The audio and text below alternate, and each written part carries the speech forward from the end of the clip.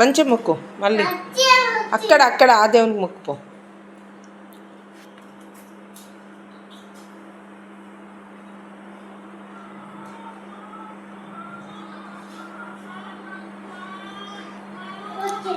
ఇక్కడ మొక్కు, హనుమాన్కి మొక్కు, హనుమాన్ మంచి మొక్కు.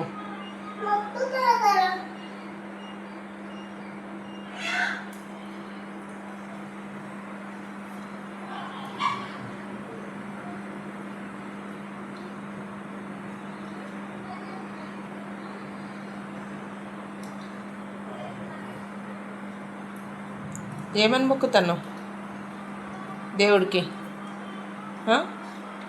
ఏమని మొక్కుతున్నావు చెప్పు.